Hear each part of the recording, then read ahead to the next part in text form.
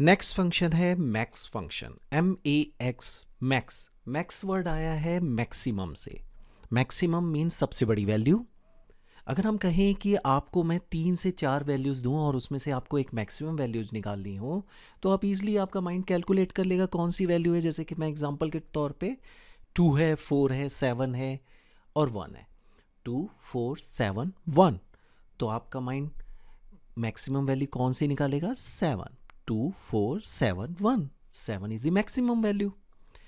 तो max function एक group of values में से हमें रिटर्न करता है, हमें देता है क्या? Maximum value. Max function returns the largest numeric value. Numeric होनी चाहिए, टेक्स्ट नहीं। मीन्स कि किसी का नाम हो, that is not comes in values. Basically ये न्यूमेरिक वैल्यू नहीं है, ये टेक्स्ट है, तो टेक्स्ट को वो काउंट नहीं करता। It ignores empty cells. ये खाली सेल्स को छोड़ देता है। जैसे यहां देख रहे हो एक खाली सेल है, इसको छोड़ देगा। The logical values true and false. Logical values क्या होती हैं? ट्रू और फॉल्स वैल्यूज को हम लॉजिकल वैल्यूज कहते हैं। इसके बारे में हम जब लॉजिकल फंक्शंस डिस्कस करेंगे, आप लॉजिकल फंक्शंस देख सकते हो, उस टाइम आपको ज़्यादा क्लियर होगा ट्रू एंड फॉल्स। तो यहां लिखा हुआ है फॉल्स। फॉर एग्जाम्पल, राजन को अभी कोई सैलरी नहीं मिली, तो फॉल्स। ठीक है, मैंने फॉल्स लिखा हुआ है। अजय की सैलरी कंफर्म नहीं है, एम्प्टी कर दिया। ठीक है, अब हम ये एजम्पशन है, मैंने मान रहा हूं।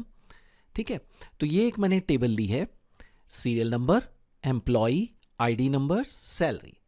यहां सारे एम्प्लॉयज की सैलरी लिखी गई है। ये आ गई एम्प्लॉयज की सैलरीज। तो मैक्स फंक्शन का प्रॉपर सिंटेक्स क्या है?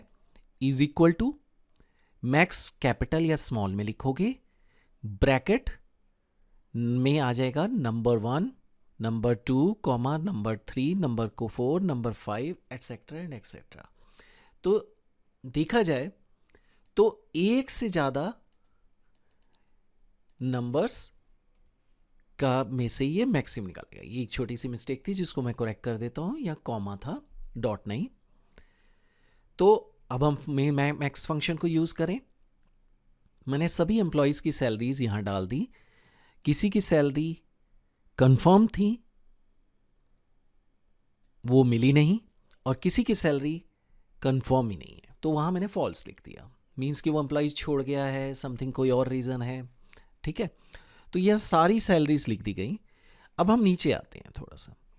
यहां मैंने मैक्स सैलरी एक टैग नॉर्मल टैक्स लिखा, उसके आगे मैं लिख यहां इस सेल में फंक्शन टाइप कर रहा हूं, is equal to max, bracket में आ गई रेंज, रेंज ऑफ सेल्स। आप ये कैसे टाइप करते हो रेंज?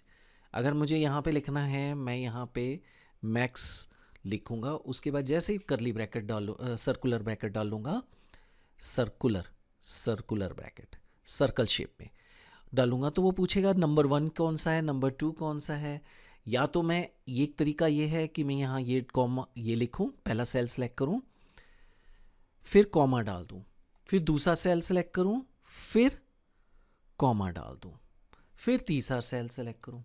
तो ये कुछ सेल्स में तो ठीक है, जैसे 5-10 सेल्स हों तो चल जाएगा, जिसमें से आपने मैक्सिमम निकाला। लेकिन अगर हंड्रेड्स ऑफ सेल्स हैं, बहुत ज़्यादा सेल्स हैं, तो आप कैसे करोगे? तो बेटर वे क्या है, मैं इसको डिलीट करता हूँ। फार्मूला बार में ही कर्सर है मेरा। ठीक है, ये डिलीट किया। मैं माउस का लेफ्ट बटन दबाऊंगा और ऊपर खींचता ले जाऊंगा पहला सेल सेलेक्ट करके। तो देख रहा हूं मैं क्या, मैंने क्या सेलेक्ट कर लिया? Range of sales.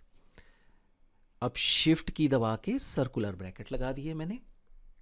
ठीक है, क्लोजिंग होगी। अब आप देख रहे हो कि ये पूरी रेंज हो गई, रेंज ऑफ सेल्स यानी ग्रुप ऑफ सेल्स। जो ही नहीं कि ये रेंज ऑफ सेल्स एक एक पूरे कॉलम की हो, आप 2 कॉलम के अंदर भी हो सकती हो, उसमें से भी आप मैक्सिमम वैल्यू निकाल सकते हो, यानी आप ऐसे भी सिलेक्ट कर सकते हो। ठीक है, जस्ट लाइक दिस, कि मैंने यहाँ पे ये रेंज को इतने को डिलीट किया और माउस का लेफ्ट बटन दबा के मैंने ये पूरी रेंज सेलेक्ट कर ली। ठीक है, अब एंटर दबा दिया।